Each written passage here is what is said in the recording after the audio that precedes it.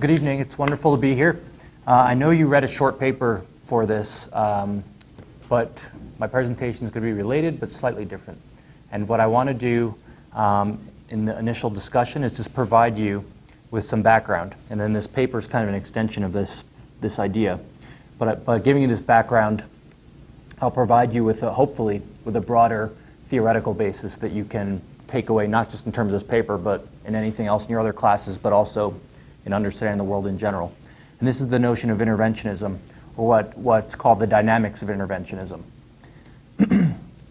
So this comes out of the Austrian School of Economics, this idea of the dynamics of interventionism. And here are basically the three main pieces of literature. Ludwig von Mises had something called The Theory of Money and Credit, where he developed the Austrian business cycle. A Critique of Interventionism and Human Action, those three books. Murray Rothbard, in his book, Power and Market, which is the third volume of Man, Economy, and State, he discusses the dynamics of intervention in there. And then more recently, Sandy Akita has a book called Dynamics of the Mixed Economy. So that's kind of what I'm pulling on to talk to you about this. Now here's the way to think about the dynamics of interventionism. You all know unintended consequences, right? And so here's an example of unintended consequences, which you all learned very early on in your economics career.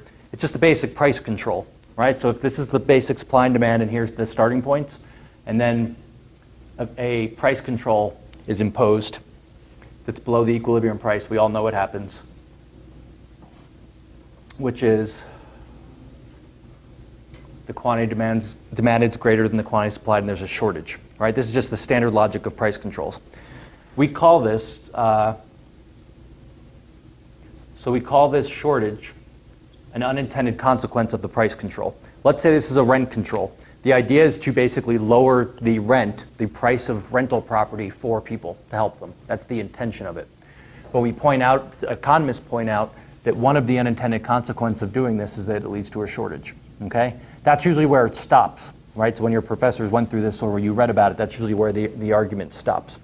The dynamics of interventionism, the way to think about it, that Mises, Rothbard, and Akita developed, was this logic as a starting point plus subsequent steps. So it's basically if you continued the reasoning of what happened after the shortage got generated, that would be the dynamics of interventionism. So really the way to think about this is a way of analyzing government intervention. That's the first thing to think about. It's an extension of a lot of the things you've been talking about in your classes throughout your academic career. The market process is the notion of how the market basically moves towards equilibrium. The entrepreneur, of course, is the driver of that. This notion of economic calculation, just to refresh your memory, economic calculation is the idea that came out of Mises during the calculation debate. And calculation is basically the ability of entrepreneurs to judge opportunity cost. All right, so the issue, of course, was that there are lots of technologically feasible projects that we can undertake. Okay, we have scarce resources, and there's lots of things we could do with them that are all technologically feasible. With the wood from this table, we could have built this table, we could have built a house, we could have done lots of things with it. We could have burned it in a fire. There's lots of different things we could have done with it. What we need to do is figure out a means or a mechanism for determining how to allocate scarce resources. And what Mises pointed out was that rational economic calculation was the way to do that. Rational economic calculation was only possible under private property because private property generated markets, which in turn generated prices. And the importance of prices are that prices capture opportunity cost. Right? That's why we like prices as economists. Of course, most people tend to think of prices as absolute prices. So if this bottle of water is $1, they tend to think of it as being $1. But really, what does that mean? It's capturing the opportunity cost, right? If this bottle of water is $1 and this marker costs 50 cents, every bottle of water I buy costs 2 markers, right? That's basically the trade-off. It's the opportunity cost. Prices capture that. They capture the trade-off between various resources. So you can know what you're giving up when you're purchasing something. Entrepreneurs can use this because they can gauge if they're using resources into their best alternative, right? Because they know, because if they are misusing it, it will be represented by a higher price. That's a signal that you shouldn't pursue that course of action, or you should pursue less of it because the price is higher relative to other alternatives. This is going to be an extension of that. And the knowledge problem, which is directly related to the calculation argument. Of course, the knowledge problem came out of Hayek in his 1945 paper, The Use of Knowledge in Society. And what Hayek was talking about in that paper is how markets contain context-specific knowledge of time and place that allows people to then trade and engage in interactions. And no central planner or group of planners can possibly possess that information outside of the market. So really, the dynamics of intervention is an extension of this. All right, it's an extension of this logic. And basically what it's doing is showing how the calculation argument can be pushed beyond the standard socialist calculation debate. Okay, so the calculation argument arose in the context of socialism. So in the early 1900s, basically there's a group of economists who started arguing that socialism was the best means of organizing economic activity. And their argument was that centrally planning the economy, in other words, abolishing private property and having experts allocate resources, would outproduce capitalism, so it would produce more wealth, and it would overcome all the bad parts of capitalism: unemployment, inequality, business cycles, and so on. Okay, so you'd have the best of all worlds. You'd have more output, and you'd overcome all those downturns. And what Mises and Hayek showed during the calculation debate was that that was impossible, or that socialism was impossible. In other words, the stated ends were impossible because planners couldn't do what they thought they could do. So basically, the dynamics of intervention extends this logic beyond socialism to talk about a mixed economy, where government tries to, because what happened after the socialist lost, socialism didn't go by the wayside. What happened then was that something arose called the third way. So they said, okay, we can't centrally plan markets, but here's what we can do. We can allow for markets, but then we can intervene in those markets to fine-tune them and to address things that we see as being problematic. And then we can still have the best of all worlds. We could have markets, because we've shown that markets work better than socialism, but we can have a group of experts who intervene to fix perceived problems. But it still suffers from the exact same problems that Mises and Hayek pointed out. It's just a variation of them. And as I mentioned, the dynamics of intervention goes beyond the standard unintended consequences. The price control argument that you all learned in basic economics is an unintended consequence story. And as I mentioned, the dynamics of intervention go beyond that. So think of it as kind of unintended consequences plus some more bad stuff. And I'll talk about what that is momentarily. So let's talk about what the dynamics of intervention is. It's basically a sequence of adjustments resulting from an intervention. So government intervenes in the economy or in social life, and what they're trying to do is fix something. They're trying to make it better from their state of affairs, what they perceive to be a better state of affairs. And basically what happens is you get a sequence of events. In other words, when government intervenes, it changes the incentives that people face, and you get a change in behavior, right? In other words, interventions are not neutral. It's not like government intervenes and you and I don't change our behavior. A simple example of this, an extreme example, but a simple example is the following. Oftentimes governments like to talk about increasing taxes on wealthy people because they say they can afford it. Well, if that's true, right, why doesn't government increase taxes on wealthy people to 100%, right? Well, they could afford it. You take away all their money. And the reason they wouldn't do that, and we all recognize this, is that there'd be no incentive to be wealthy anymore, right? That basically illustrates my point about the non-neutrality of interventions. It shifts incentives. I realize, again, that's an extreme example, but I'm trying to show the point. But even if you increase taxes, by the way, by 2%, it changes people's behavior on the margin, right? And marginal analysis is what we care about as economists. So here's what interventionism is. Intervention, as I mentioned, is this doctrine based on the power of government to intervene in markets and fix things. That's basically what it is. It results in a mixed economy. So you don't have pure capitalism, you don't have pure socialism, you have a third way. All right, and again, the idea of this third way was that you could have the best of both extremes.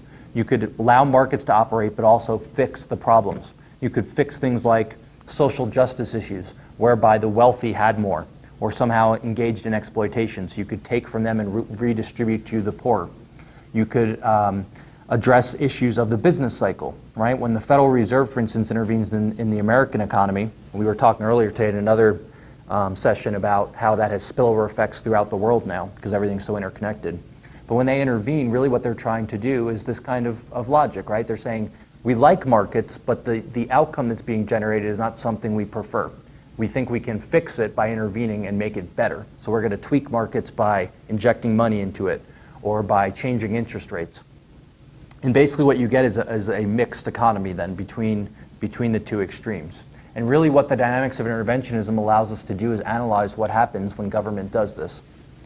So what are the presumptions of interventionism? What do they presume? Well, it's pretty straightforward. They presume that a group of experts can intervene and fix things, can make them better off. All right? Rarely, if ever, at least do politicians come out and say we're intervening to make people worse off. They always claim, at least, and we don't know their true intentions, but we can assume, at least, as economists at least, we have to assume that they're attempting to make things better off from their own standpoint. So again, the basic example I put up here, someone in government observes in New York City that rent is high. Right? There's lots of rent-controlled apartments in New York City. And so basically what happens is they say, okay, rent's high in New York City, that's unfair to people that can't afford it. Right? It's not fair that only the wealthy people get to live in New York City. So they come in and they block off certain apartment buildings. They say these are rent-controlled buildings, right? And the rent is significantly below the market rate, okay? From their standpoint, they're helping poor people. Same as like the minimum wage type logic. The question is, and what economics allows us to analyze is what happens when you do that, when you intervene to help people, and then what are the subsequent effects of that. Okay, so the first is that the government or experts can identify problems and then can identify a way to fix them. That's the knowledge problem, basically the issue of knowledge or assuming knowledge. The government has the knowledge to do it. The second is this issue of political economy. The second assumption is that the interventions are free from political influence. In other words, you and I can sit in this room, identify a problem, identify a solution, and then implement that solution without any kind of political influence changing it. Okay, those are the two assumptions that implicitly are made. So let's talk about what the dynamics of interventionism actually are. In order to understand this, you have to understand basically Austrian political economy, okay, Austrian political economy, which comes directly out of Austrian economics. And here's basically the two main aspects of this. The first is this notion of the Austrian notion of the market process. Now, where I'm sure you learned economics with the basic supply and demand framework, which is fine. But typically what that framework starts with is that middle point, right, equilibrium. The notion of the market process, or the concept of the market process, is understanding how there are continual adjustments such that the economy is continually coordinating the actions of millions of different actors such that we're moving towards that equilibrium point. In other words, instead of assuming that we're already at that equilibrium point, what the Austrians focus on is the movement towards it, with the complete understanding that you never reach it and it's constantly changing. So what we assume is that there's individuals with diverse ends. We all want different things. We need to figure out how to coordinate our activities, given that we face scarcity constraints. And we need to figure out the different kind of institutional arrangements that allow us to do that. All right? And this is why Austrians emphasize the importance of private property, of prices, of profit and loss, and of entrepreneurship. Entrepreneurs are at the heart of the market process precisely because they're continually alert to these profit opportunities. And what profit opportunities signal is that there's a better way to utilize resources. In other words, there's a better way to coordinate the use of resources and combine them that people value. And that value is then signified through profit. That's ultimately what profit and loss is. And that's why it's so crucial. So when people rail against profit, and they say things like windfall profits, or too much profit, or too much wealth, really, there's one of two things. Either they don't understand economics, or they do, and they just don't like making their fellow man better off. Because ultimately the only way, of course, you can make profit, unless you take it from someone by force, is to provide them with a good or service that they value. That's it. There's only two ways to make money in the world. You either take it or you produce something in exchange for what others value. And of course, to engage in a voluntary exchange, by definition, the other party must perceive it to make them better off, or they wouldn't do it. It doesn't mean that, of course, after the fact, they don't have ex post regret. They say, okay, I made a mistake. We all do that. We engage in exchange. And then you get home and you're like, I wish I hadn't bought this, or I didn't end up using this product. But at the moment of exchange, you perceive that it would make you better off. This, of course, is why after a voluntary exchange, both parties tend to say thank you, right? And we don't say that when someone does something mean to us, typically, or when they take things from us. So the market process is one where you have dispersed information, you have uncertainty, and you have human error, right? Humans are fallible. We make mistakes all the time. We also have different endowments of knowledge and skills, where each of us are better at some things and worse than others. The power of the market is that it allows each of us to take advantage of the skills of others, the intelligence of other people, and the mistakes of other people as well. Because of course, in a market system, losses are just as important as profits, because losses signal, just like profits signal that you have combined resources in a manner that people value, losses signal that you have combined resources in a manner that no one values, right? Or not enough people value at least. That's fundamentally what the market process is all about. And it's ongoing, it never stops. And oftentimes what appears to outsiders, right, because the market process in a sense is a spontaneous order, meaning it's a huge extended order of dispersed actions that no one outside of it can understand. It's not like you can have a bird's eye view, like you could have a maze, for instance, and you could see a maze from above and figure out the way out of it. It's not like there's a market where you can hover above and observe the market and observe the layout of it and the complexity of it, and then figure out what the mistakes are and tweak it to fix it. This is what Austrians emphasize. And this is fundamentally what the market process is all about. So that's the first step. The second step is the government process. So how does the government work? Well, the first thing we can identify is that governments are nonprofits. Right? That's the first thing to keep in mind. So that means that they act outside of profit and loss, which means they lose that crucial feedback mechanism that entrepreneurs in private settings face to determine if they are allocating resources to their highest valued use. Now, there's two aspects that have emerged in economics regarding government. One is the Austrian kind of line of critique, and one is public choice. And I'm sure you've heard of both of these, and I'll spend a few moments on each of them. So the Austrian one first. Austrians emphasize, as I mentioned, this idea of not dispersed knowledge and economic calculation. Okay, that's again why this profit and loss is so important. Government operates outside of profit and loss, therefore government cannot engage in economic calculation. Government has no way of knowing when it allocates resources if it's doing so in a manner that tends to be efficient. Now let me step back for a moment and talk about efficiency, because oftentimes people misunderstand this and they say, well, all economists care about is this notion of efficiency. You're cold-hearted, right? Why do you care about this? Well, there's a very simple reason we care about efficiency. If I can produce this bottle of water for $2, I don't want to spend $20 doing it. Why? Well, I can spend $2 having this bottle of water and then have $18 to spend on other things. In other words, I can be wealthier. I can have more total things. Typically in life, we like that. Not because we're materialistic or greedy, but we just like more as compared to less. Because we rather have, for instance, this bottle of water and $18 worth of health care, or $9 worth of health care and $9 worth of food, as compared to one bottle of water. That's what the notion of wealth is all about. It's increasing the amount of things that we value that we're able to acquire. That's basically why we care about efficiency. That's why we care about the fact that if people are combining resources in a manner that you and I don't value, they're penalized through losses. Because really what they're doing is combining resources in a manner that's wasteful, that you and I don't value as consumers. It doesn't contribute to our wealth.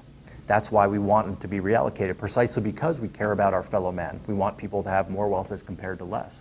This is why, again, any critique of profit that's earned privately through voluntary exchange, implicitly, at a minimum, if not explicitly, is a critique of increased wealth and making people better off. Remember, of course, when economists talk about wealth, we don't talk about just money. We mean things that people value. Could be leisure time, could be time with your family and friends, time with at church, if you belong to a church, anything at all that you value. So now we move to the government process. Government, because it's nonprofit, it operates outside the context of profit and loss, is unable to engage in economic calculation. Mises, in his book Bureaucracy, which was published in 1944, made this point explicit. He said, look, government bureaucracies cannot engage in economic calculation. Therefore, when they provide goods and services, there is no way for them to know if they are producing things that people value or if they are allocating them in an efficient manner. Now, you might say, well, elections, that's the way we know if they do it, if they're producing things in an efficient manner. Well, democratic politics, in other words, votes, is probably the worst possible way to determine if you're doing something correctly, and there's several reasons why. The first is, of course, that elections are held every several years typically. The second is one of the strength of preference of votes. In other words, if we all get one vote in this room, I can't gauge the strength of preference. You might vote for a certain political candidate, and I might vote for that same political candidate. But you might value them at $10 million, and I value them at $2, but we each get one vote, right? Where in markets, we can express the magnitude of our preferences by spending more money, by bidding things away. I know that I value this iPad as compared to other people because I bought it for a price that they were unwilling to pay for it. I bid it away from them, basically. And that's ultimately, okay, so you have voting only so often, the intensity of votes, but of course, you also have the problem of bundling of goods in politics. So I bought this iPad from Apple. I bought this iPad. I didn't buy this in my health insurance from Apple or my car. In other words, I bought one single good. In government, every time you vote, you're voting on a bundle of numerous goods. So there's no way to disentangle what your true preferences are. This is why most people have a pet issue that they're big on. It might be war, might be abortion, might be education, but they tend to pick candidates based on that, precisely because they know that there's no candidate that can possibly meet their preferences across the entire bundle of goods that government provides. This, of course, does not mean that government can't provide goods and services. They can tax people and produce lots of different things. We know that. We have lots of empirical evidence of that. What we can claim is that there's no way for them to know if they're producing the right amount of things. Now, you need to understand the radical implications of this point. For instance, the main one being that people typically say that government needs to provide what economists call public goods. Right? Public goods are goods that are non-rival versus non-excludable. Pure public goods, by definition, will be underprovided on the private market, precisely for those reasons, because they are non-rival versus non-excludable. So if they're underprovided on the market, you get what you call a market failure. The market fails to provide the optimal amount, and government must step in to produce it. Now here's the issue. How much does government produce? All right, now economists tend to talk about public goods as if they forget about marginal analysis, right? So marginal means additional. You need to make decisions on the margin. Do we provide an additional unit of water? Likewise, government has to decide, do I provide an additional unit of police, whatever that is. So if it's a police officer, or if it's an hour a police officer works, whatever the relevant unit is, that's the decision they have to make. Just like a business person decides on the margin. The issue is there's no feedback to determine how much they should provide. They don't know if they are providing too much or too little. In markets, we know this very easily. If a business produces too many cars, they start suffering losses. That means they should scale back production. There's no equivalent in government. So really what government ends up doing is guessing how much to produce. This is important because it is a strong critique of market failure arguments, or arguments against the market, that markets undersupply goods. Because notice what this entails. The implicit assumption is that there's some optimal amount that markets should be producing that they're not, and that government can step in and somehow fill that gap. But that assumes, of course, that government has the requisite knowledge to do that. And as the logic of the market process dictates, that knowledge is not given. It's not scientific knowledge that's out there. Well, people treat it like it's book knowledge that you can go to a library and pick up a book and flip it open, right, and find out how much to produce. But what Mises and Hayek argued and emphasized in their work, and then Israel Kirzner, who was one of Mises' students, what they emphasize is this knowledge emerges through the market process. It's not given, it's a result of people interacting together. So it's not out there to grasp, it's emergent. So there's no way for government to know how much to produce. And we have reason to assume that they overproduce things, right? Precisely because of politics, the way politics operates. Now here's what one of the important distinctions between Austrian economics and public choice economics is. Austrian economics assumed benevolence on the part of politicians. Okay, so what they assumed was, what Mises and Hayek during the calculation debate assumed was that politicians had imperfect knowledge, but they assumed they were benevolent. By that I mean they assumed that they really cared about other people. They weren't selfish. And the reason they assumed that was they wanted to grant their opponents the most charitable position possible. And what they tried to show was, even if you had the most benevolent central planner, who truly, all they cared about was their fellow man. They had no agenda on their own. They didn't want things, to take resources for their family. It was, I care about you guys and you guys alone. They still couldn't successfully calculate in the economy. What public choice does is it switches that assumption over. They just typically assume that government officials have either perfect or near perfect knowledge, but that their motivations are different, that they're self-interested, and that's why you get screwed up outcomes. I should have explained a little more just to refresh your memory. So public choice as a discipline, this is distinct from Austrian economics, even though I'm going to kind of combine the two of them together, but they're separate subfields. Public choice economics emerged in the late 50s, early 60s, and basically what had happened was, up until that point there was a romantic view of government. in economics. And the romantic view of government went something like this. Markets fail. There's lots of different market failures. There's the public good, it's one I mentioned. There's externalities. So there's externalities that are not corrected in markets. There's inequality. There's business cycles. There's unemployment, these type of things. So there's market failures, and a benevolent government can step in to fix them. That's the romantic view of government. It's that government serves as a corrective. This was the dominant view in economics. And then what happened in the late 50s into the early 60s was that a group of scholars, which came out of the public finance tradition, started writing on these issues of applying the economic way of thinking to politics. And basically, here's what they said. They said, look, we assume that markets, actors are self-interested. In other words, they have ends they want to pursue. But for some reason, we're assuming that when they get elected, all of a sudden their nature changes. No longer are they self-interested, but now they're other regarding. They care about their fellow man. That assumption's incorrect. In other words, what we need is a symmetry of assumptions. If you're going to assume people have self-interested motives in the private market, when they're elected, they aren't transformed into saints. They're the same people. They respond to incentives and they have goals and agendas that they seek to accomplish. This revolutionized the way that economists thought about market failure, because the main implication was that just like markets can fail, so too can government now. And it's an issue of comparing the two. Which one is the greater failure? We can't just assume that markets fail and therefore government is superior. One of my professors at George Mason, Gordon Tullock, who's one of the founders of public choice, used to sum up public choice like this. And if you remember this simple kind of story, you'll never forget what public choice is. He says, imagine that there was a singing contest and there's two singers. And the first singer comes in and they're terrible, right? They're a terrible singer. So then you just award the contest to the second singer before they sing. What's the problem with that? Well, the problem is it's possible that the second singer is even worse. Right? It's possible that the first singer was really bad, but the second one's even worse. Really, what is he getting at? Well, the first singer is the market. It's possible that the market fails compared to some ideal. But it's also possible that the government, the second singer, is even worse. And if you push aside that relevant comparison and just assume the latter, that the second singer is better, you can end up making a huge mistake. And that's what he was emphasizing. So that's the difference between Austrian economics and public choice, is these assumptions including knowledge and motivational assumptions.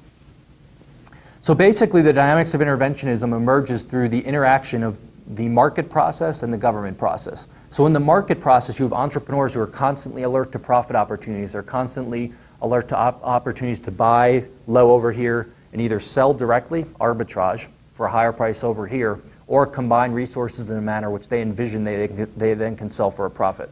In government, you have bureaucrats who are unable to engage in that same logic, right? They're unable to engage in the logic of calculation that market entrepreneurs are. And it's a combination of those two things that leads to the dynamic of interventionism.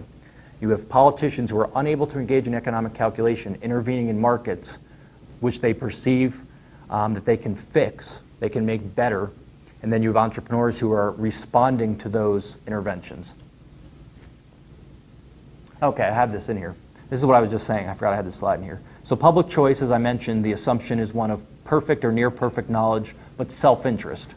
All right. Austrian political economy is, the knowledge assumption is one of partial ignorance, so you don't have knowledge of the specifics of the economy. This is the knowledge problem argument, but you assume benevolence on the part of politicians. Now, I should note very briefly that some people have read Hayek, Mises and Hayek, as being somehow naive because they made this assumption about benevolence. But this would be a wrong reading of both of them. As I mentioned, the reason they made this assumption was to give their opponents the most charitable interpretation. Right? So they said, look, we can show you that even under the best conditions of pure benevolence, you can't accomplish the ends that you have defined as the ends you claim you can accomplish.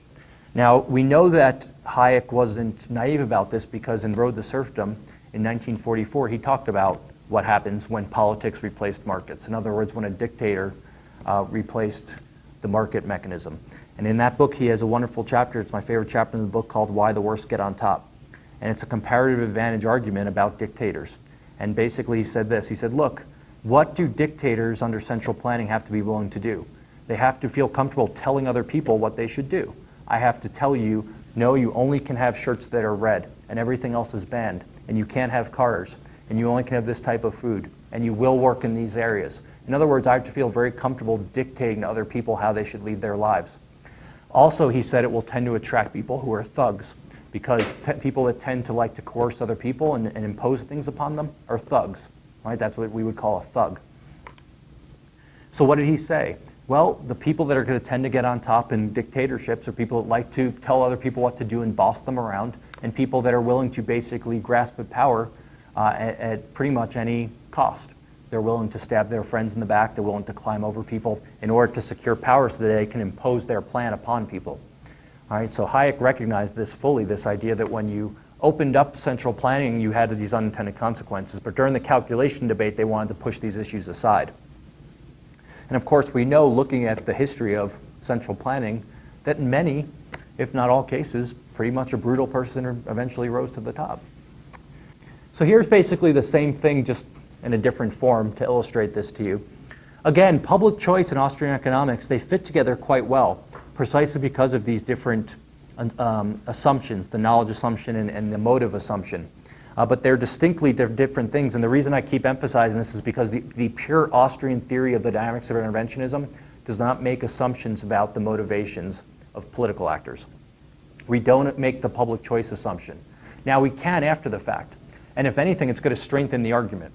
Because again, what Mises and Hayek showed was even under the best conditions, you can't get the outcome you want, even under benevolence. So now when you start weakening the benevolence assumption, and you say, okay, maybe they're not benevolent, now the case gets even stronger.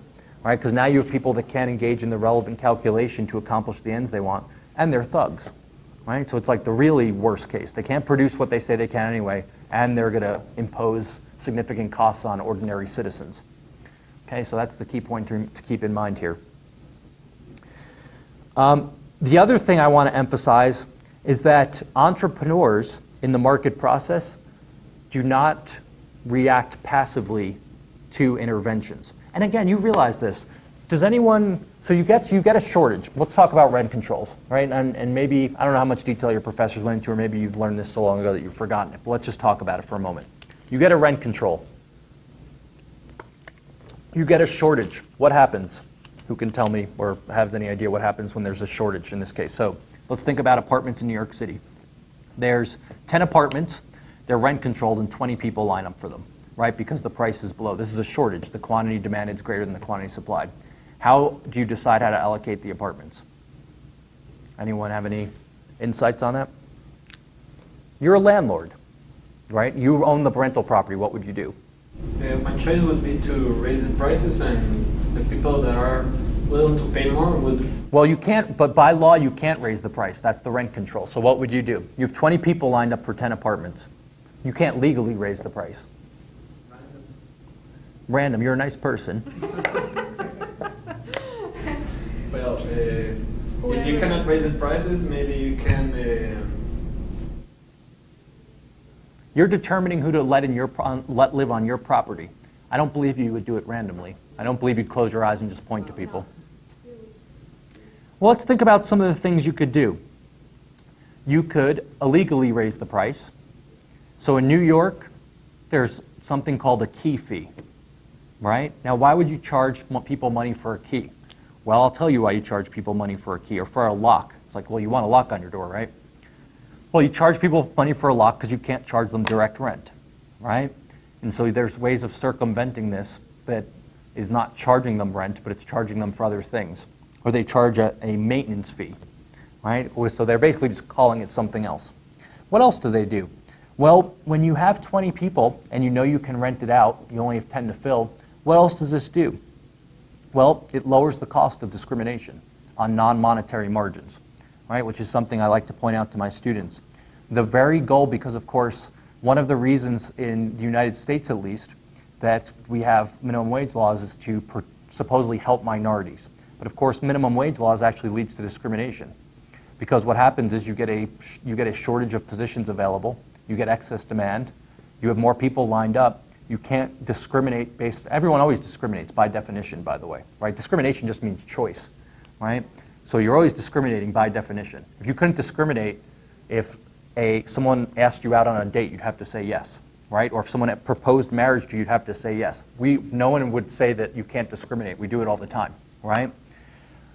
So we just don't like certain kinds of discrimination or perceived discrimination. So, but what happens? So you have 20 people, you have 10 apartment units. Now you can discriminate on race, you can discriminate based on gender, religion, right? Whether you like hanging out with the people, whether you're friends. I was going to say, wait, the preference. Yeah, any preference you want, but it can't be monetary. You've removed that margin of discrimination. It lowers the cost of discriminating on non-monetary margins. And that's ultimately what happens. What else happens? Do you expect rent-controlled apartments to be updated and fancy or run down? Yeah, run down.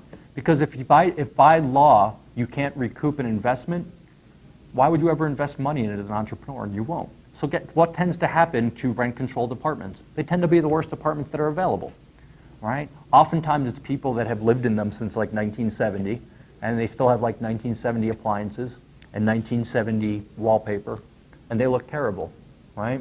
What else do you get? You actually get, notice what happens. The argument is that you need rent controls because housing is too expensive. Well, one solution to this is building more housing. Well, what happens when you impose rent controls? You can't charge for housing. So you're going to invest more in housing or less? And the answer, of course, is less, because the return now is less because you've capped it, right?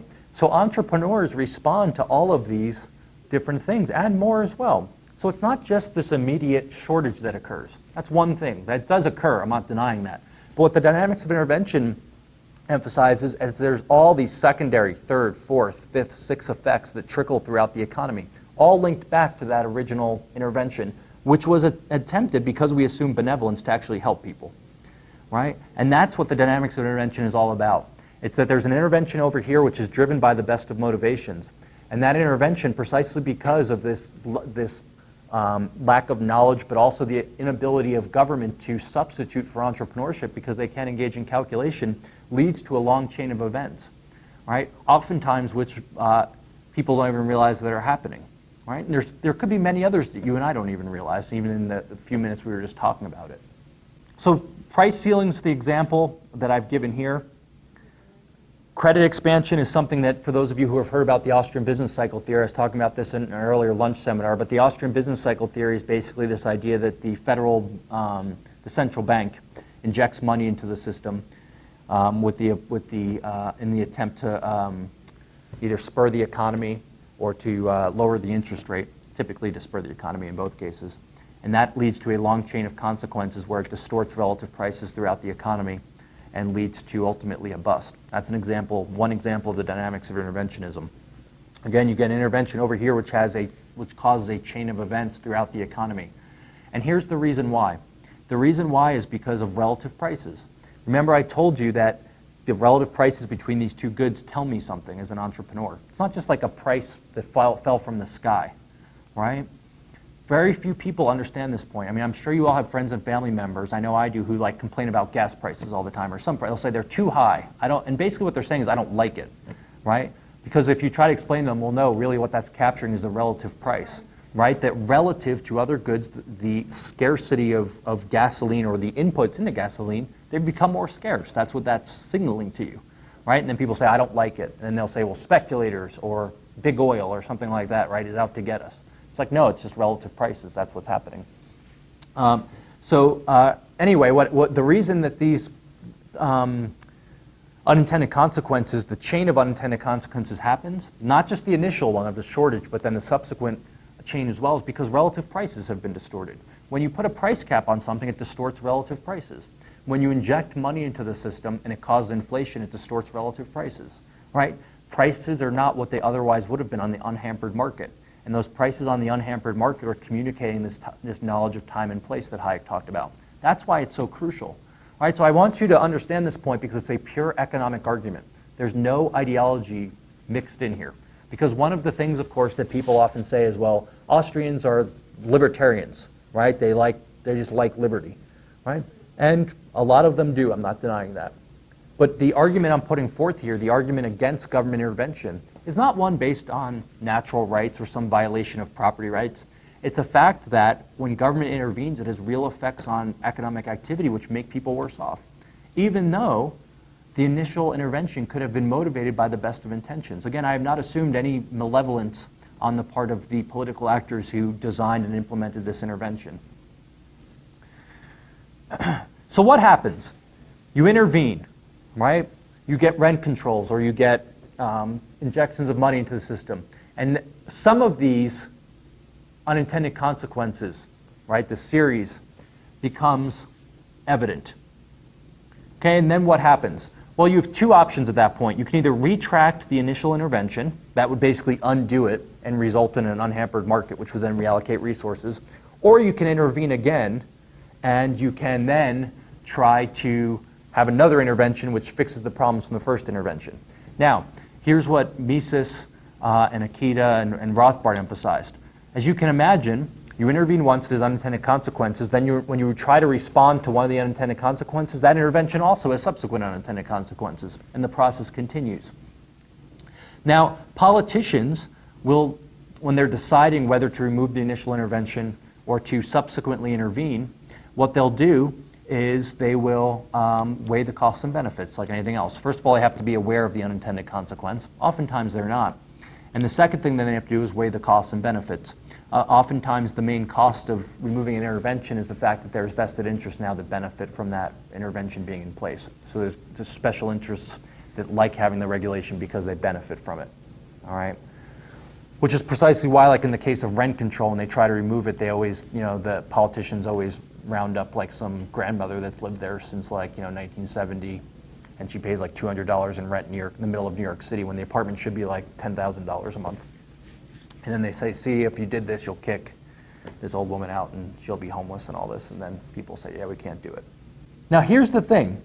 Interventions have two effects. Okay, and I basically made this point already, but I want to make it clear. The first is the direct distortionary effects. All right, that's this. That's the shortage. That's the direct effect of a price control.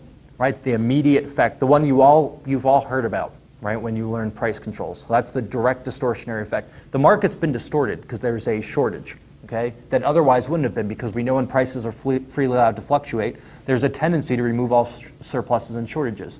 Really what that's doing is coordinating people, right, which is the Austrian point. But the second is the indirect effect. All right, the indirect effect is this subsequent distortions I talked about. It's the distortions in the entrepreneurial process.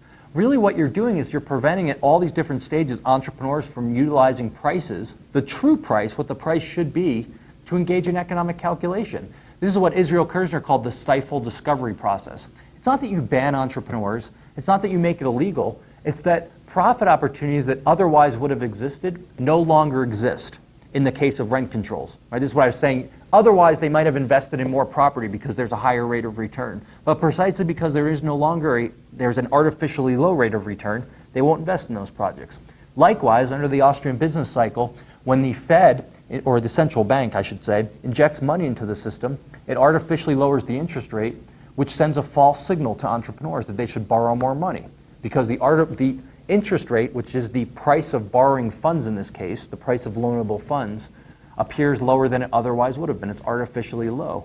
When you distort prices in either direction, it sends false signals, not just indirectly, but then through all of the subsequent market exchanges throughout the economy as well. Right? The power of prices is that it puts in a common denominator all goods and services, so you can compare across all goods and services. That's the power of prices.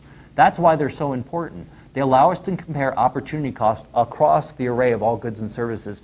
And the great part is, other than economists, no one needs to understand this. Right? No one sits down and draws supply and demand curves. But here's the cool part. You don't need to. You act as if you already understand this. The price rises, right? The price of gasoline in the United States rises. I know as a consumer I'm going to consume less of it. I don't know if underlying supply has shifted or demand has shifted. I also don't know what. Maybe something happened here in Guatemala that ultimately rippled through and caused the price change in Virginia, where I live. I don't know, but the nice part is I don't need to know. I don't even need to think about it. Prices already capture all of those movements and then aggregate it into a price, which then provides an incentive for me to change my behavior. The price increases, I consume less of it. Right? That's the law of demand. And that's the power of prices, and that's how it all flows together. You distort prices anywhere along that chain, you've distorted that ability to gauge in calculation. Right? That results in a misallocation of resources, which results in a misallocation of capital goods and consumer goods that flow into the structure of production. So now the question is, why do lots of interventions persist? Because the question that, the common question, just like anything, like when students say to me, well, you say free trade's so great, why don't we have free trade then, right? Or you can say, look, if it's true what you're saying that intervention makes people worse off, why do we have it? Okay, now there's two explanations for this. One is the public choice explanation, and this one I mentioned already, which is when you intervene, it creates interest groups, right? Who benefits from having rent controls? The people that get the apartments.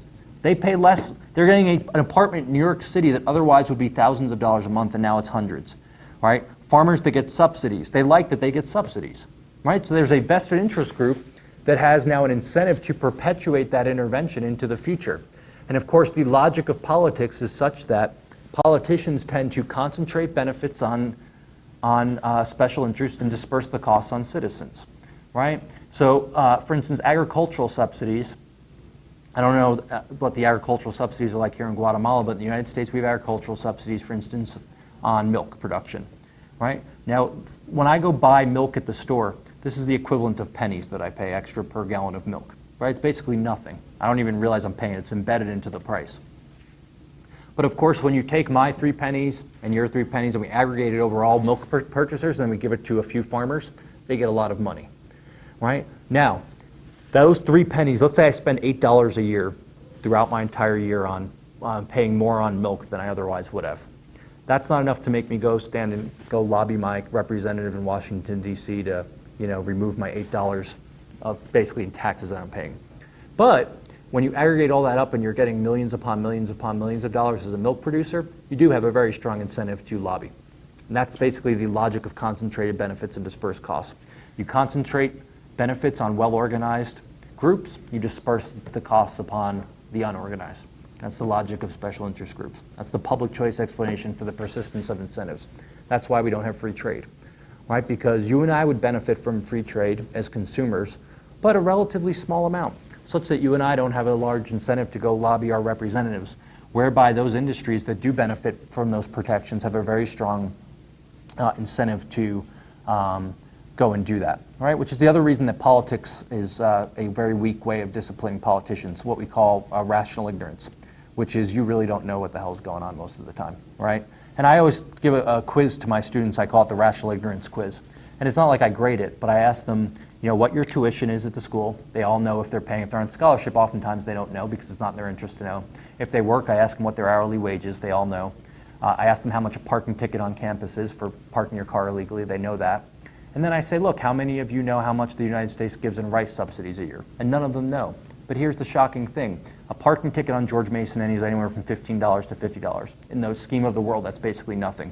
Their college tuition is anywhere, depending from a couple thousand, can be up to $20,000 a year.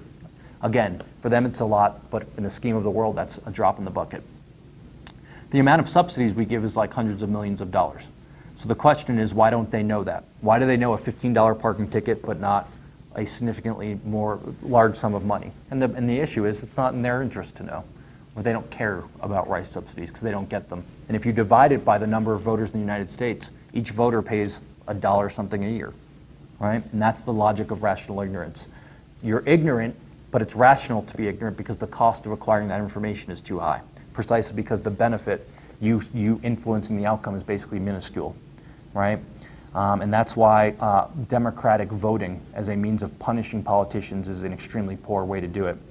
And of course, one thing I should have mentioned earlier is the biggest reason why democratic politics is a bad way to punish people is because the likelihood of you ever influencing the outcome is zero, right? The influence of you tying or swinging the election is zero, which means your vote doesn't count in terms of being decisive. It counts in terms of it being added on, just not in terms of swinging the outcome. So it's a very poor means of doing that. But the Austrians, when they developed the dynamics of interventionism, offered an alternative explanation for why interventions persist. Because remember, they want to keep the benevolence assumption. They don't want to make the self-interested assumption that I trade to a special interest group for your votes. That's the public choice one, right? Why do politicians give these handouts to special interest groups? Because they want votes in return, right? That's a self-interested argument. I'm giving you a handout in return for something. The Austrians want to push that assumption aside and make one of benevolence. So how do they explain this? Well, the way they explain it is one of the knowledge problem, which is when you intervene in a complex economy, it's near impossible to untangle the unintended consequences of that intervention from what would have happened in the market. In other words, what's the natural market process? How can you separate that out from the intervention? To go back to my example, how much housing would have been built absent the rent control? I don't know. It's a counterfactual that didn't happen, precisely because of the intervention. So you can't untangle what was caused by the intervention versus what wasn't. And it's that long chain of consequences and the inability of politicians to disentangle it, which makes it very difficult for them to realize that their intervention in many cases is causing these problems. In other words, imposing significant costs. So these are two different explanations. It doesn't mean one's right and one's wrong. They also could work together. You could have politicians who are genuinely ignorant. In other words, they suffer from the knowledge problem, and they're self-interested, right? This is why I was saying we combine the two together. In my view, when we combine the insights of Austrian political economy with the insights of public choice, you have a very strong case for being skeptical of government intervention. Because on the one hand, even if you assume benevolence, you have the knowledge problem. And then once you start easing the benevolence assumption and taking into account self-interest, now you kind of got like a double whammy. You got self-interested people who are going to do things to benefit themselves at the expense of the populace, and they suffer from the fundamental knowledge problem, which prevents them from engaging in the calculations they need to make to accomplish the desired tasks. So this is what I just said about the thing. So let me talk a moment about the paper. So you might say, well, how does that relate to the paper? Well, Maria and I were talking a little bit about it before. I just was rereading her version before. I hadn't read it in a while. This paper was something I wrote with two co-authors for a special issue of a journal on Austrian economics and economic sociology. And basically, here was what we were trying to do. We were trying to point out how government interventions, not into the market in this case, but into social settings, can distort social capital.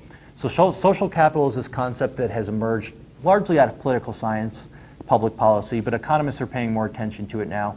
And basically, when we talk about social capital, different people have different definitions, but in the broadest sense, what we're talking about are the norms and the kind of beliefs that allow us to interact with each other. So you can think of things like trust, you can think of cultural norms, and other conventions which allow us to interact with other people. If you think about it, these norms are basically what drives most of our life. Okay? Most of our life is not things that are explicitly laid out in rules, but it's these informal norms and conventions that we interact with other people. Let me give you a perfect example here from my 3 days in Guatemala. With females in Guatemala, you give them a kiss on the cheek. Well, I didn't know this, so I didn't do it. And then, first of all, it led to some awkward moments where I was shaking everyone's hand. But in the United States, if you do that, you get slapped, which is why I didn't do it. I didn't want to get slapped. But now I'm picking up on it. So that's an example of local culture that unless you're in it or you observe other people do it, you don't realize that you should be doing that, right? Someone from Virginia, like myself, I wouldn't have known that was the norm. And if someone had said that to me from the United States, I think they were trying to get me slapped, so I wouldn't do it. If they said, yeah, you just got to go around kissing people, I'd be like, no, I'm not going to do that. So there's lots of different norms and trusts. Another example, think about this. You walk into stores, you pick up people's stuff, and you look at it. Sometimes you buy it, sometimes you put it down and walk out. Now imagine you walk into someone's home, which is their property, and start picking up their stuff and looking at it. And they're like, what are you doing? And you're like, yeah, I'm just thinking about buying this. Like, this is my house. Leave. We know norms, right? We know things that we can do. We know what violates social norms when you're in certain settings, right? We build trust relationships with people. There's people we trust in our life.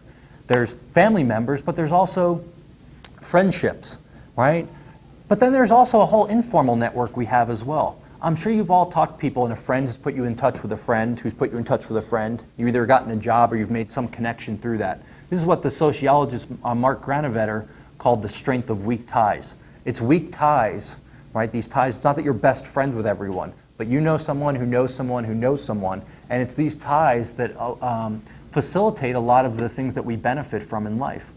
So what we were trying to do in the paper is think about cases where government, or not necessarily cases, but we're trying to think of how it would look when government tries to intervene and kind of impose a structure on top of people, right? And of course, Elinor Ostrom, who's a Nobel Prize winner in economics, she's written on this case where oftentimes governments go into other countries, oftentimes what are considered poor countries, with the goal of helping them develop.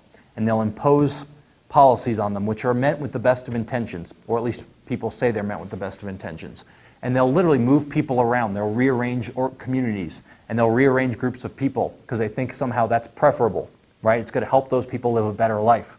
But really what they end up doing in many cases is destroying these very norms and conventions that you and I benefit from on a daily basis. And they don't even realize they're doing it precisely because they're outsiders, right? If I asked you to sit here and design a set of policies that would make people in Africa better off, you wouldn't be able to do it. Just like I wouldn't be able to sit in Virginia and know lots of things that go on here in Guatemala, right? Until I experienced it myself. And even that would take a very long time for me to integrate in and truly understand what was happening. And even then I'd have a very limited sphere of knowledge of how to fix it. So what we're doing in the paper is talking about how, kind of the theory at least, and it's a short paper, but how government interventions to try to make people better off can lead to the destruction of social capital. The reason this is important is because most people in government tend to think of interventions as they're going to intervene, and if it fails, it's just, oh, we've lost money, so we've wasted some money, or we can even intervene more to fix it.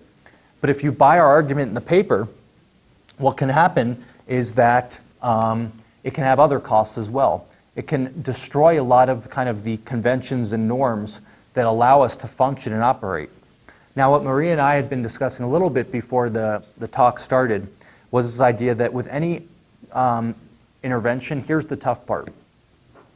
In theory, an intervention can still make, on net, you better off, right? So you intervene, you don't know what would have happened absent it. In theory, if we did know, it's possible that the government intervention could make us better off, right? You could intervene, you could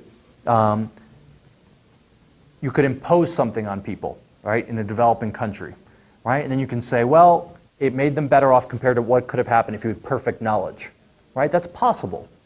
The problem is we don't have perfect knowledge. So what we need to do, right, and this is what cost-benefit analysis attempts to do, by the way. Cost-benefit analysis tries to weigh the costs and the benefits of a policy. And then when the benefits outweigh the costs, you do it. That's the logic behind it. The issue is that Austrians would raise is, can you ever really know what those costs and benefits are? And for public choice reasons, once you introduce the public choice issues, how confident are you that even if you can implement a plan that would make people better off, that it will actually get implemented in a manner that you desire? In other words, once politics starts getting involved, and then these interest groups start trying to manipulate it, you get rent seeking, you get people trying to stick their hand into the pot of goodies that you're offering them, right, to secure it for themselves. How confident are you that the policy will actually be implemented in a desired manner? And every policy that you can think of, because the natural proclivity of people, whether it's citizens, you do this all the time, sure, I have the tendency to do it, politicians definitely do, is anytime something is perceived as being wrong, people's first tendency is to say, we must do something to fix it, right? We have to help these people, no matter what it is, we have to fix it. But there's big assumptions implied in that, right? The big assumptions are that you can, number one, imagine a preferable state of affairs, a better world, and number two, you can then design and implement the policy without having it distorted in a manner that actually generates that outcome. And that's ultimately what we're trying to get at in this paper. I'm going to stop here. We can discuss anything you want related to this, if you have something you want to discuss, the paper or anything else that comes to mind. So does anyone have any comments or questions? Do you have some examples like government intervention that bothers the social capital? Mm-hmm. Well, in the paper we provide the example from India. And basically the example was one, this is during colonization, and the example is one where they imposed courts on them. This sounds like a good thing, right? Because on the face of it, it sounds like, okay, they don't have a modern court system, so we can impose it upon them. What we tried to point out in the paper is one of the effects of this was that it led to distortions in relationships that existed prior between people. So before having courts, of course, effective courts that people respect and utilize reduce transaction costs. That's kind of the economic lingo.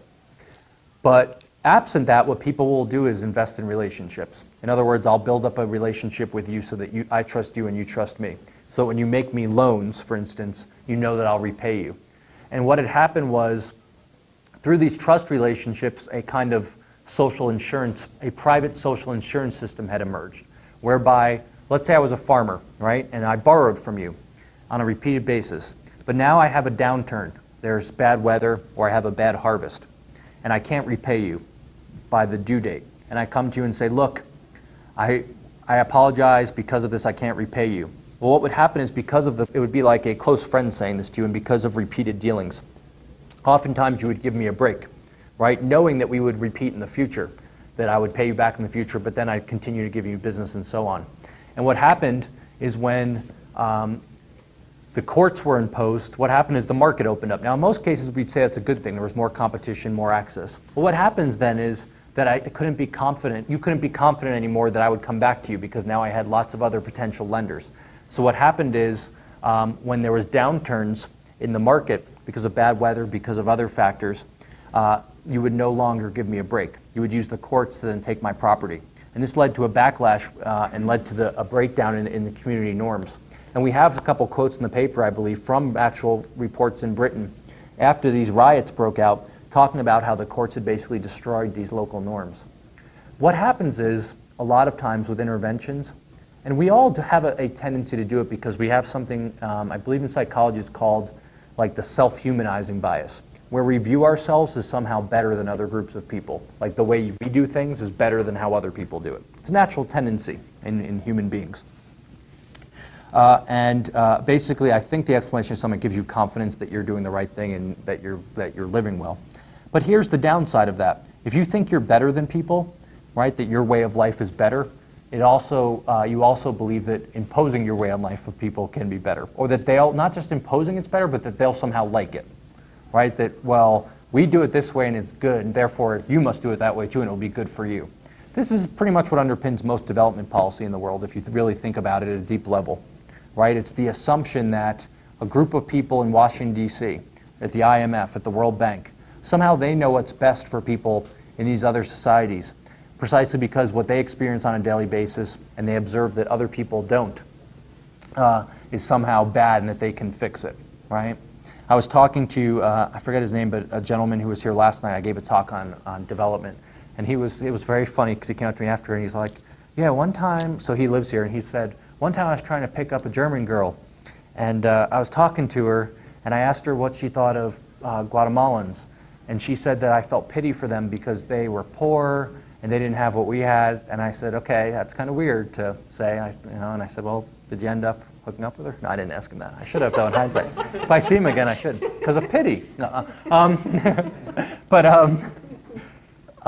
That's the view, right? It's one of pity. And in some sense, the United States government, precisely because we have wealth, they view themselves in this role all the time. It's what's called in political science American exceptionalism. They view that the American way of life is somehow superior, so that it's not just a lot of people in America make the argument that Americans have, this is what the second George Bush, this is a lot of the logic he used.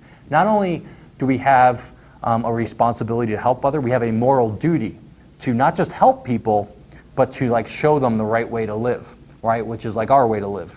Which is really in an arrogant position if you think about it. In any other walk of life, if you went around and acted like this towards people, no one would want to interact with you, right? Because they'd be like, oh, there's the obnoxious guy that's always telling me what to do, right? But I like doing what I do. It's how I live my life.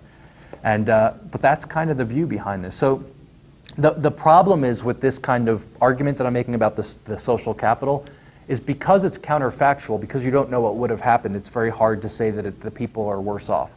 What we fall back on is the idea that because of the limited knowledge that government officials face, especially when they start moving further and further away, not geographically necessarily, but just the knowledge distance, right? Because even in the United States we have this among the Native American Indians, right? So we have lots of guilt. So what happens? Well, the U.S. government, because they feel so guilty, created reservations for them. And they give them tons of aid that's supposed to help them. Well, really what happens? The exact same stuff I just talked about, right? Indian reservations have the highest level of unemployment in the United States. They have the lowest level of education, highest level of welfare recipients. And it's like the classic example of this. And that's within our own borders, right? And so it's not a geographic distance thing, because we can walk there and look at them, right? And talk to them. It's a knowledge distance. It's a issue of understanding the local knowledge and how things operate, right? And it persists precisely because it's politically incorrect to say anything opposite, right? So if you go around the United States, someone like myself, and you said, well, this is bad, you're actually making them worse off, that's considered politically incorrect, and somehow I'm being like a bad person. But all I'm being is an economist. I'm just talking about incentives, right? It's not like I want harm to befall upon them. It's just the reality of it. And it's the same kind of logic, but just broader. We see this kind of stuff all the time, these unintended consequences.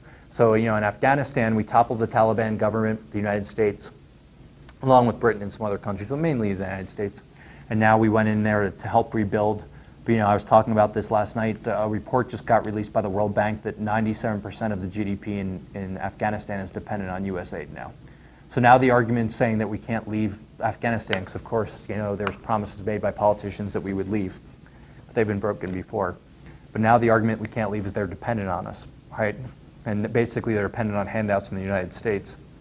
So you've got this whole set of subsidiary problems. And basically anytime you intervene in a complex system that you can't possibly understand, you're going to get these kind of repercussions. Again, this doesn't mean that you should never intervene, because we can't make that claim. It means that we should be humble, I think. That's I think the strongest claim we can make. I can't make the claim with certainty, again, that we should never ever intervene. It can never generate it can never generate benefits. It's that we need to be skeptical and at least ask about think about some of the unintended consequences. And the way it is now, policymakers rarely, if ever, talk about even potential unintended consequences. They just assume that they're smart enough to fix it, and that people want them to fix it.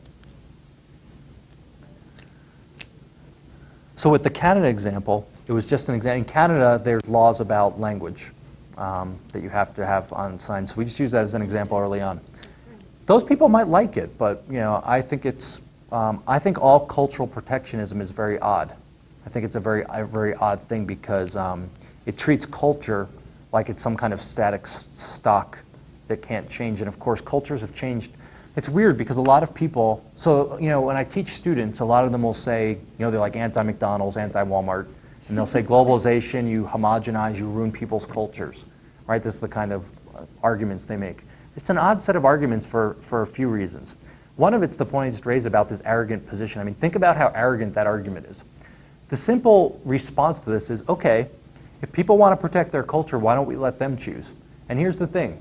McDonald's can open a McDonald's, and then you can say, I'm repulsed by that because I don't like it. I don't like the golden arches. It's ugly. It's ruining my culture. And I'm not going to purchase it. But instead what we say is, in the name of protecting the culture, I'm going to dictate that you can't have it. Right? That's a very obnoxious position. It's basically like treating certain groups of people like they're kind of in a museum and they need to be protected and isolated to be viewed by the outsiders. I mean, imagine any other walk of life where you said, you can't go to college because I liked you when you were kind of like ignorant and innocent, right? We'd say, no, that's very rude and arrogant, right? But we do it all the time with this type of thing. If people want to protect their culture, in the case of language, they can just speak in that language and refuse to speak to people in other language. I try to speak to you in English and you ignore me, you refuse to interact with me. You're welcome to do that. We can't interact then, that's the cost, but you can do that. So that's what we were trying to get at with that example, just to illustrate it. And then the Indian example is the one we were trying to point out. Now, colonization's an example of some of this stuff, but there's an open debate on whether colonization was good or bad. Right? We know in certain cases it was very bad. But some people make the argument, for instance, in India, that it had positive effects with building infrastructure and things along those lines. Maybe, maybe not. Those are open for debate. But we know that there was a cost to it. I know what you spoke about the symmetry of assumptions that public choice proposed. You spoke mostly about the self-interest assumption, but the perfect knowledge assumption hasn't turned into an imperfect knowledge yet self-interest explanation of why these interventions get maintained. I've heard about public choice in cases such as Lynn Ostrom's or Vincent Ostrom's that assume imperfect knowledge, but mostly apply to cases such as communal resources management. Has it applied to government? The perfect knowledge assumption? The imperfect knowledge yet self-interest. I mean, yeah, I do it all the time. I mean, people make these arguments all the time. But the reason I made the distinction is just to, in your heads, I wanted you to categorically realize that there were two separate lines of argument. They're two distinct lines of argument. One's focused on knowledge and one on the motivations. They're two separate things. But we can combine them, and we should combine them, because they're both right. right? And the reality of politics is that they're self-interested politicians who have their own agendas and respond to incentives created by political institutions, and they lack the knowledge to engage in economic calculation. So it was purely a categorical distinction I was making, but we should combine them for every policy. So for the rest of your life, no matter what walk of life you're in, anytime you read a newspaper, every time you hear people talk, politicians, if you're in politics or government, these are the two things you need to think of. Do people have the appropriate, and even if you run a business, do people have the appropriate incentives to do what you want them to do? That's the first question. And do they have the relevant knowledge? Right? Because if you run a business, for instance, let's say you ran a business and it was very successful and it got very big, right? You'd face these same kind of issues internally to the firm. If you're kind of the CEO, you're the director of the firm, and you run a very dictatorial firm, you have to make every decision. You're going to face issues because you're up here and your firm is huge now, so you have 10,000 employees. There's lots of people that are down here that have very specific information that can make your business better. But if you're hell-bent on making every decision because you like to be in charge and you like to have control, you're going to miss out on all this local knowledge. So what you'll have to do is figure out ways to provide the appropriate incentives for the people that have the useful knowledge to utilize it correctly. So these issues pervade every part of life. It's just you got to figure out how to utilize them correctly. So yeah, embrace public choice, embrace Austrian economics. Public choice came out of the Chicago School of Economics largely, right? Which is not opposite Austrian economics is too strong of a claim. There's different assumptions made, right, about the efficiency of markets and about the information that's available, right? Because of course, you remember that this equilibrium kind of framework came out of that same way of thinking, right? That there's an equilibrium that's out there, that markets are hyper efficient, right? That there's these quick movements to it. The Austrians take a much more, I would say, humble and also realistic view of markets, which is they're groping markets. They're imperfect. People have to figure things out. People make mistakes constantly, but that's all right. And that's the kind of world, that's what we have to realize, right? Is that precisely because we're humans and we make those mistakes, that's why we need to embrace markets and not politics, because politics is people that make mistakes too, but they don't have those feedback mechanisms, right? And that's the thing to think about. Now, the Ostroms have also talked about how to design different government institutions, which is a whole other question to try to make them as efficient as possible. It's the whole TBU argument, for those of you who have heard of it, like competition between governments, voting with your feet and things like that to try to make governments more responsive. It sounds nice. I think that has its own set of problems, but there's that strand of public choice as well, which is then how do you design, if you believe, and some people disagree with this, but if you believe we need a government, the question then is how do you best design it, given the issues we've talked about? And that's a whole nother set of problems. Is there a limit, like a limit on the line to say intervention is good if it is focused on this area and it is not good if this in this area? Well, we can't, as economists at least, I don't think we can say that. We can't delineate that line. No matter what area you relate, what you apply to, the same problems exist, right? So the people would say, I think, that the role of politics is to decide how you should what role government should have, right? So people engage in voting and they determine government, they vote for someone and then they get education spending, for instance, or healthcare spending, right? But what I would point out is that no matter what we're talking about, healthcare, I mean, that's the other thing we need to always remember as economists, is that a good is a good is a good, right? Healthcare is no different than this iPad, which is no different than this water. Of course, they're different goods and people value them differently, but analytically, we treat them the same, right? So the reason I say this is because oftentimes in the United States, I'm sure you know that healthcare has been our big thing lately. And when you try to have discussions about this, people take it very personally, right? And they'll allow emotion to replace clear thinking. So if you say to them, well, healthcare is not free, just because you say there's no cost to it, it's not free. We still need to figure out how to allocate resources, right? There's scarce healthcare resources. It's marginal. It's not a homogeneous lump that falls down from the sky. What do I mean by this? Do you offer people Band-Aids for free? Do you offer people CAT scans for free, right? What medical services do you offer? Then, of course, there's still queuing costs, meaning people line up, right? There's still the cost of waiting. That's a way of sorting people. That's a price people pay. It's not a monetary price, but it's still a non-monetary price. If I have a hangnail, are you going to treat that? And do I come before or after a cancer patient? These are all issues we need to work out, right? Which means someone has to make decisions about how to allocate scarce resources. So we need to think about all of these things using the tools of economics and the dynamics of interventionism, which means we can't make a delineation about it being a good or bad intervention ex ante. James Buchanan made the distinction like this. It's conceptual, but he talked about it like this. There's basically three kinds of roles the state can play. There's a protective state. The protective state basically protects our property rights and enforces the rules. So they don't do anything. It's kind of like the referee in a sports game, right? In a soccer match, the referee doesn't run around and kick the ball. That would be intervening in the economy. They enforce the rules, right, that have been established. Then there's the productive state, and conceptually that's the state that contributes things like productive public goods that contribute to wealth. Now again, the issue is of determining those public goods, but again, it's conceptual. The third is the predatory state. That's the state that takes stuff from people. He says, look, we want to design rules to avoid the predatory state, because that's when you start getting bad outcomes, precisely because the government, the soccer referee has started kicking the ball around, basically, right, influencing outcomes. And that's a lot of how things operate. I think sports analogies are always a good way to think about this. I mean, imagine if you had two soccer teams, one was much better than the other, and so the referee started intervening in the name of social justice, right? And they said, look, it's unfair that they're faster, they're better, so I'm going to handicap them, right, by help them, right? I mean, most people would kind of be offended by this, and they think that it wasn't the game anymore. But people are very comfortable making these claims all the times in other walks of life. And so I think that's a good way of thinking through it. But that's ultimately what you have to think about when it comes to these policy issues, is the dynamics of interventionism. In the United States, for instance, with healthcare, it's very funny. Well, it's not funny; it's sad, but it's funny to see this logic play out, because what happens is the government puts forth these forecasts, but they're completely made up. So it assumes a future growth rate and future costs, and they say, "See, we're going to save all this money." But now what's happening is when it gets implemented in 2014, all these people are saying they're going to opt out. So what happened is employers are forced to provide health care to employees.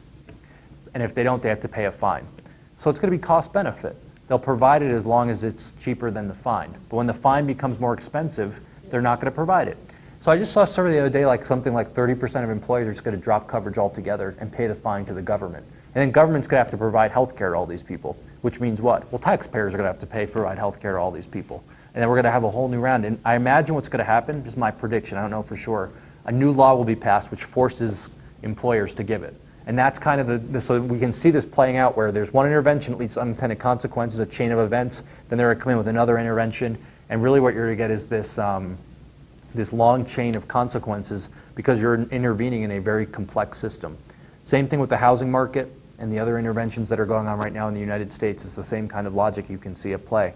And it just continues. And people just continue to intervene because they keep seeing these unintended consequences and they want to keep intervening repeatedly. It's very bad from an economic standpoint of allocating resources efficiently. One more, sorry. Do we have a good example of social intervention, something that went just well? That went well? I mean, sure. This is part of it. You can say that. Here's an example. One example that people use all the time in the United States, and it always gets brought up to me.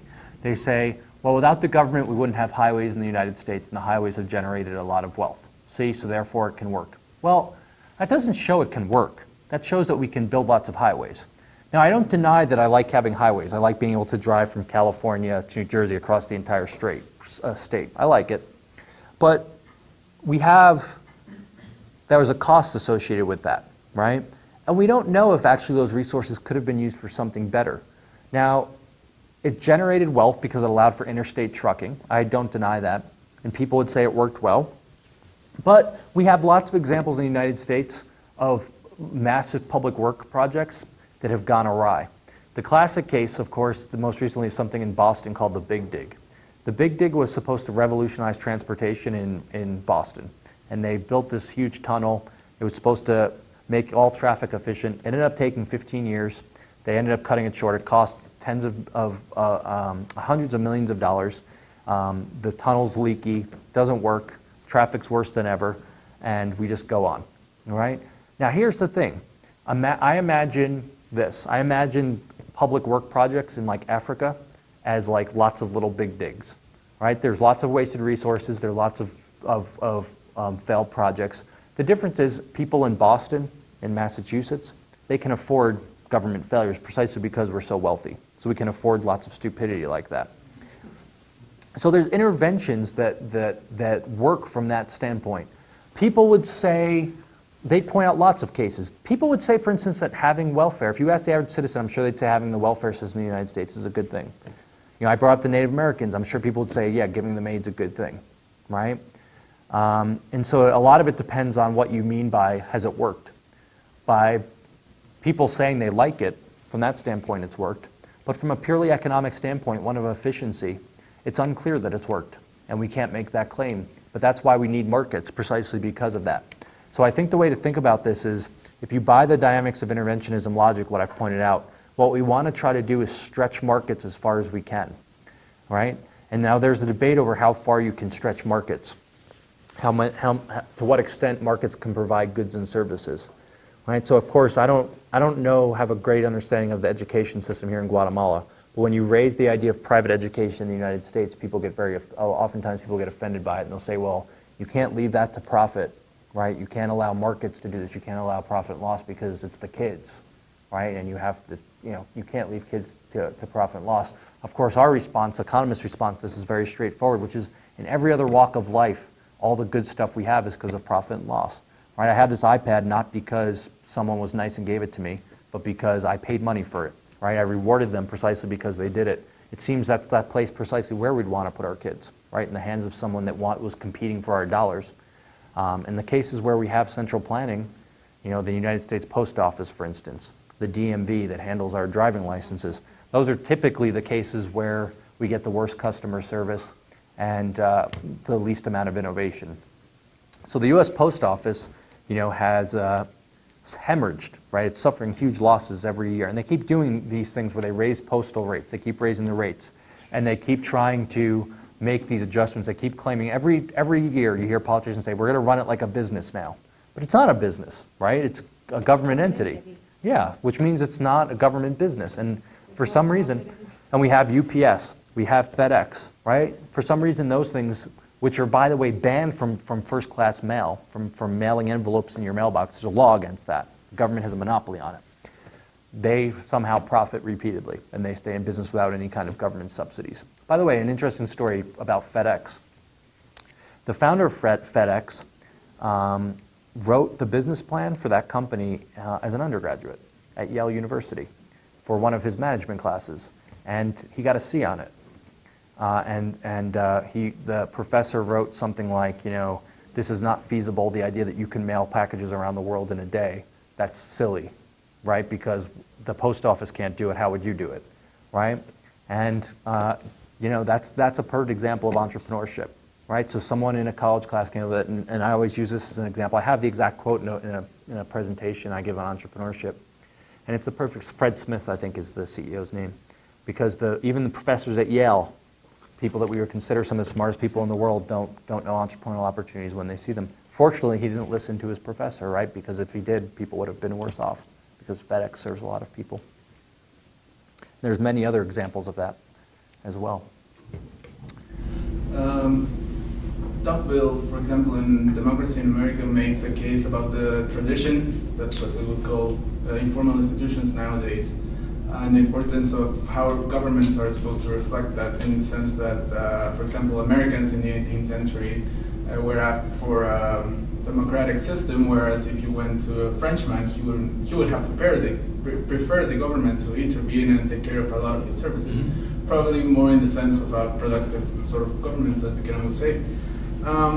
What do you think of opt-in mechanisms nowadays? Because what kind of mechanisms? Opt-in, in the sense that if you were supposed to, say, free cities, create a space where people should come in and take advantage of a new kind of norms, it wouldn't be missing the link between that kind of norms and informal institutions. But at the same time, it wouldn't be imposing them. Right. And a lot of the objections that kind of projects has gotten is it wouldn't last, because people are not ready for a kind of government that would allow them to take care of that kind of opportunities. So Tocqueville's actually fascinating in Democracy in America. So that's basically his recordings of his observations throughout his travels of America. And one of the things that he marveled at and talked about in that book is the idea he said, look, people in America have a unique ability, habit, I think he called it, for self-governance. Right? And what he was marveling at was this idea that people came together in these community groups, what we would call civil society today, not like the government form of civil society, but real private organizations to solve problems. And the reason he thought this was so important is because the fact that private individuals could come together and solve things, he called it self-interest rightly understood. Right? So it wasn't pure self-interest and greed, it was my self-interest involves my fellow members of my community also being made better off. So I'll help them out when something happens, my neighbor, because I know they'll reciprocate. That's self-interest rightly understood. It's in my self-interest to further my community as well. And so that's what he was kind of pointing out. And I think we've lost that in the United States to a large extent, largely to the extent, for the reason you're saying, is that people have become very dependent on the state. Paternalism, state as a parent, right? So then we come across, well, how do we resolve this? And I know I haven't studied all this stuff on the charter city, so I've read articles, and I know they're thinking about setting one up in Honduras, if I understand correctly. I'm skeptical for two reasons. I hope they work, by the way. It's not like I don't want them to work, but I'm skeptical for two reasons. The first is I think it was the point you were raising, which is I'm not sure the actual people, a lot of it will depend on their kind of culture and beliefs. Do they have this, what Tocqueville called this habit or this ability to engage in self-governance? The second is I don't trust government. And here's kind of my parallel in my head, and I hope I'm wrong. In the United States, there's something, I don't know how familiar you are with it, called the voucher movement in education. All right? And here was the thing. So there's pure private markets and there's public education. Those are kind of two extremes. Well, we have public education, as I was saying, people are say, well, you can't have private education, you can't allow the market to do it. So people came up with this scheme to kind of keep public education. Milton Friedman talked about this all the time, by the way. To keep public education, but introduce competition. It's a voucher. And so the idea was, and right now the way it works is you're born into an area, and you're in a district, and that's the school you go to, right? So if you're stuck in a crappy district, the only way out is to move, okay? Of course, you can imagine poor people with the least ability to move are the ones that get stuck in the worst spots. Wealthy people can move to wealthy districts, and they get the best schools, right? So the whole idea that public education was supposed to serve as this great equalizer, no, right? So, and of course, wealthy people can then afford to pay taxes for public schools and send their kids to private schools anyway. So the voucher system was this. Instead of saying you're tied to your district, each family would get a voucher, and it would be for a certain amount of money. And then parents would decide where to send their child to what public school, and they would hand the voucher to the public school. So you could be born in District A over here and it has a really bad public school. And what you do is you get in your car and drive your kid to school B every day, and that's your school you give them because it's better, and you give them their voucher. The idea being that the bad schools, public schools, would go out of business because nobody would send their kid there, and they'd get no vouchers. And then the schools could then take that voucher and turn it into the government to get the money. That was the idea behind it. They've tried to implement these in several instances, and they've failed to be implemented, all right? And here's the reason why. Every time they try to implement them, the teachers union tries to block it, and they start putting in all these regulations, right? And so they distort the whole thing. And then what happens is the results come back, and they're either the same or worse than the public schools. Everyone says, see, markets don't work in education because we tried it and it didn't work, right? Again, that's not what you and I would consider a market in education. We consider that a very distorted market, right? So in some sense, I'm anti-vouchers. Not because I don't believe in markets, but because I believe that trying to mix complete public monopolization, I mean, it's a nationalized school system, right? So it's socialism over our public education system.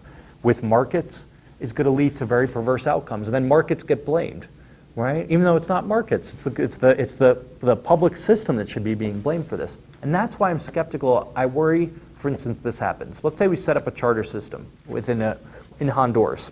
Okay, so we set up a small charter system and it starts to be really successful. I guarantee, unless somehow you establish really binding constraints, that the government's going to start intervening somehow, right? And then if it does badly, you're going to say, see, charter cities don't work, freedom doesn't work, right? We need the government. And then they're going to start railing against that, right? And that's my concern. I don't trust embedding private freedoms like that or testing private freedoms within a broader public system.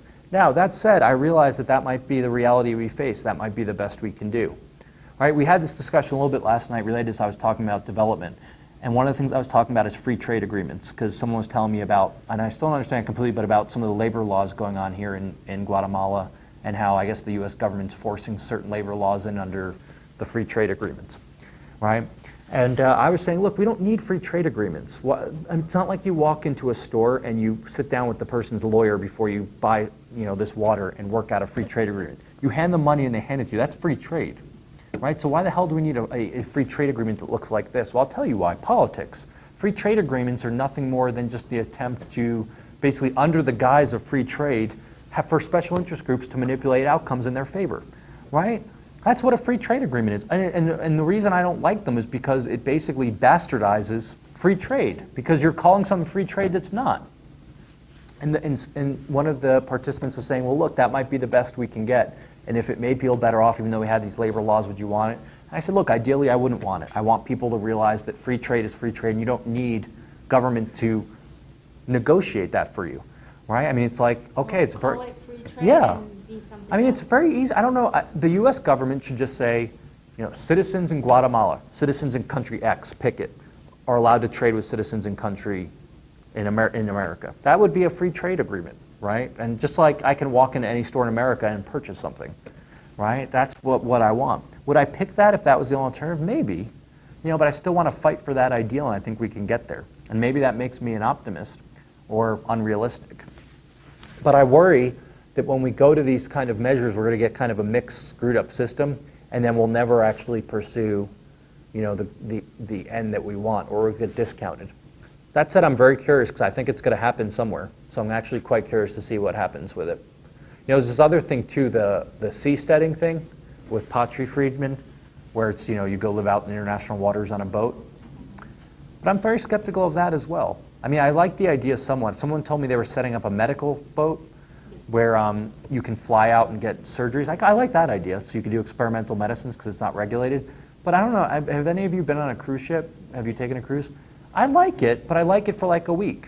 I wouldn't want to live on it because it's like the extent of the market. Like I wouldn't want to live just with all of you, right? Not that I have anything against you, but I like the fact that we can also go out into the world and we can still interact in this room. It's not like we can't talk to each other.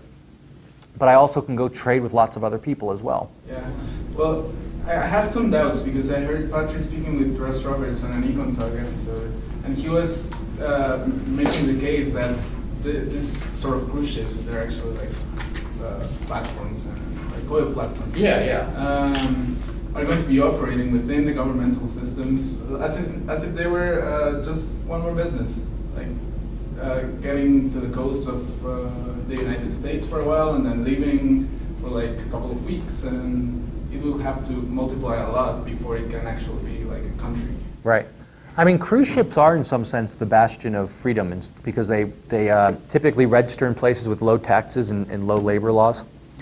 But it's so funny because when I go on cruise ships, I'm always fascinated how they operate as an economist, just because I'm amazed. For instance, even if you look at the amount of eggs provided on a cruise ship, it's something like thousands of eggs are prepared. I find this fascinating that they're there every morning and they know exactly what to do, and they get there and multiply it by every food they prepare.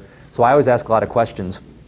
Well, you get seated with a couple at your table. You get seated with other people at your dinner table. And I remember the people I was, they were from somewhere in the South in America, but they were complaining. They were talking to the waiter and they were complaining because the way it works for the waiters is on cruise ships, they come from relatively poor areas and they don't get a wage.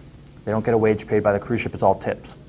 And they go for 6-month stints, and they live like 4 people to a room. So if you've ever been on a cruise ship, it's a very small room, right?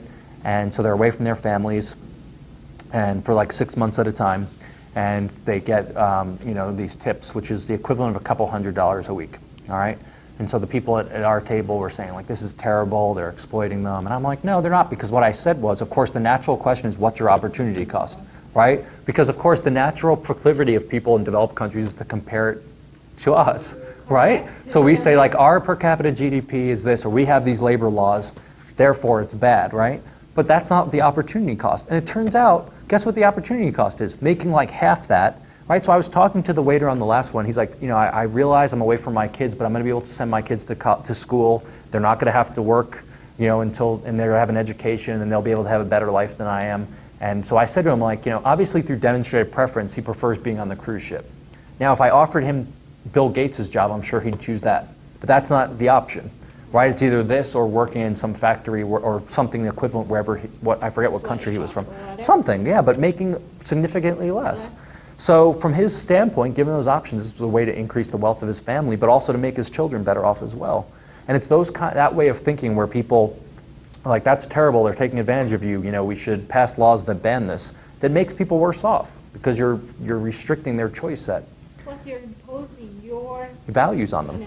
Yeah. I mean, we always want to, especially for people that are worse off, okay, if you want to measure it in income, however you want to measure it, the thing we want to do is increase the amount of choices they have. Precisely because they have fewer choices, right? So, and the more choice, the better. And choice means you can opt out. That's what a choice is by definition. If I stick a gun to your head and tell you to do something, that's not a choice, right? A choice is saying yes or no.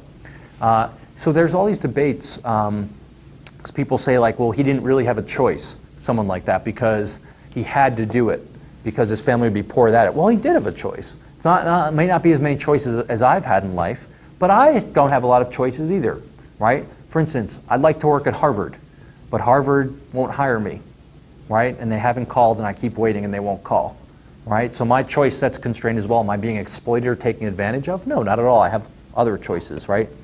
And in academics, right? Or I could go work in private industry, or I could move to a different country. I have options, everyone does.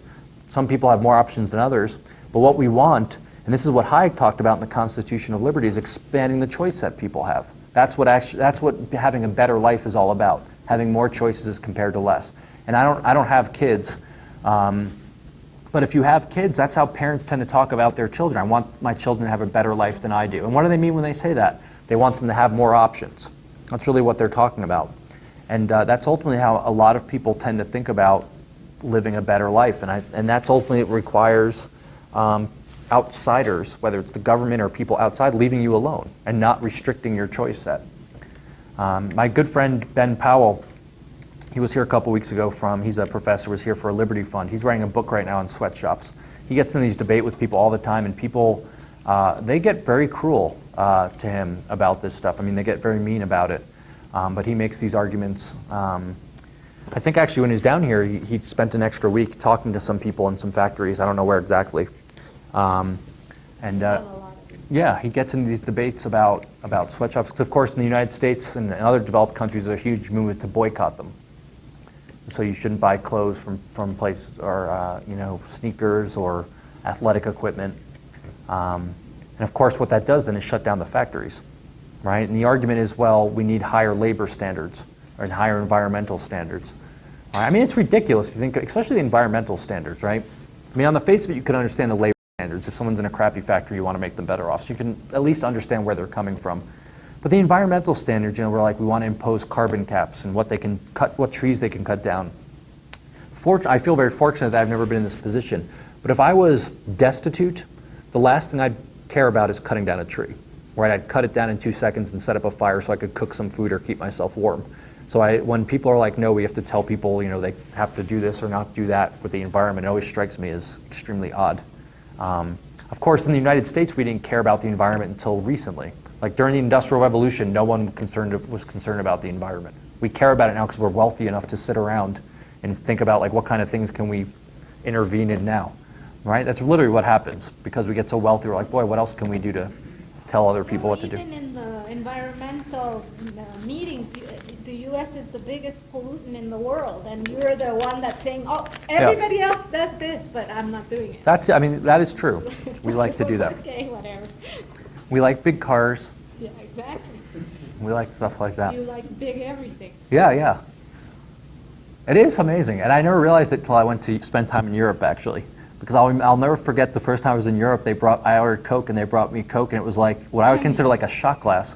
I'm like, no. I'm like, that's a good sip. I would like, the rest. But they view like what they normally serve would be like huge for them. So it was a very, I got to spend a summer in Romania in graduate school for USAID, the United States Agency for International Development.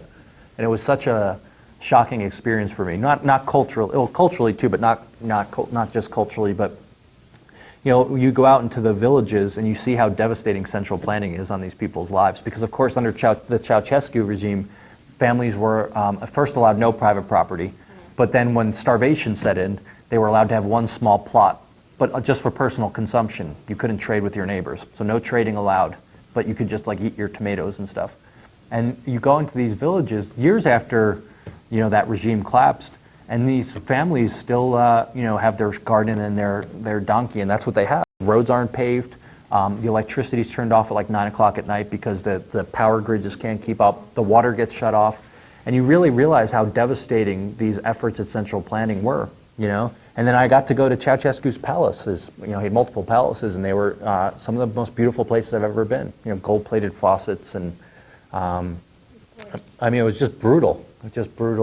I felt, and of course now the U.S. is, and other countries with Romania and the other post-communist countries, they tried to help them develop, right? And then because development's just central planning with a new name. That's really what it is, just different people doing the planning, the Western experts.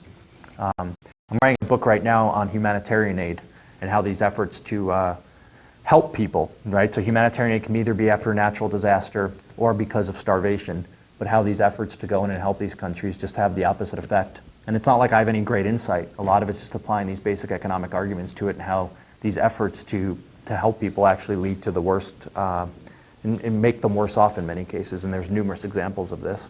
No, but if you even only see the humanitarian, to compare the Japan earthquake with the Haiti earthquake, we were talking about that the other day, saying that the Japan earthquake, you see people helping. The Haitians just lay there waiting for you to resolve their life. I'm like, yeah, that's not going to happen. Well, that's what they're used to. Yeah. Because the United States has given Haiti so much money for years, and so you have this aid dependency issue. But the more interesting point with the earthquakes, by the way, the easiest way to insulate yourself against you can't avoid natural disasters. The plates of the earth move, it's going to cause earthquakes. We have them in the United States. Every country, well, not every country, but many countries have them. Yeah, right. So that's not an issue of, earthquakes don't discriminate against people. The easiest way to insulate, or the best way, given that you can't avoid it, is wealth, right? And this is what I thought originally you were going to say. If you look at the number of deaths in Haiti, Japan, and Chile, with the earthquakes, it's actually amazing, right? And without even controlling for the magnitude of the earthquake, because the one in Haiti was actually weaker than the other two in terms of on the Richter scale. The absolute number of people, yeah, because look, it's very simple. I'd rather be in this building during an earthquake than like in a lean-to, right? Because things are going to, collapse. Buildings are sturdier. Now, have you heard of Naomi Klein? Anyone heard of Naomi Klein? The Shock Doctrine is her book. She's a socialist from Canada. And her book's called The Shock Doctrine, and she basically blames capitalism and Milton Friedman and Hayek for like all the problems of the world. And her argument, the shock doctrine, is as follows. These crises occur in the world, and then the greedy capitalists use it as a chance to impose their system on people that exploit them. All right? So after the earthquake in Chile happened, and this was after the one in Haiti, there was an article in the Wall Street Journal saying like, Chile should thank Milton Friedman, because Milton Friedman, of course, went to Chile and even though they had a dictator, but he still said you have to free up the economy. This is the way you're going to get wealth, which he gets flack for talking to a dictator, but we'll put that aside for a moment. Well, this article said, they should thank Milton Friedman because of the wealth. They are wealthier, they did it. And of course, Naomi Klein came back and said, no, it was the state, because the state had, the socialist state imposed strict building codes, and that's the reason why. Well, the obvious response to this is they do have building codes that are imposed by the government in Chile. But the response to this is you can impose the most stringent building codes you want, right?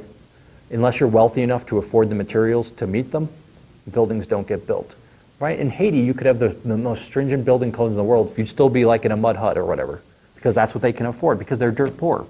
And it's obvious why they're dirt poor, not because they're Haitians, but because for centuries they have lived under brutal governments, either ones that have emerged indigenously or ones that have been imposed from outside. I remember the United States intervened in the early 1990s to restore their government, which was a brutal dictator, right? But he was a friend of the United States, so we went in to intervene with our military to help them, right? And then we act surprised when they're poor, right? So It's kind of sad, but I think the best you can do is keep this stuff in mind. So, should we call it good? Well, thank you all so much. It's been a pleasure. I wish you all best of luck in your studies. And if I can ever be of help, let me know.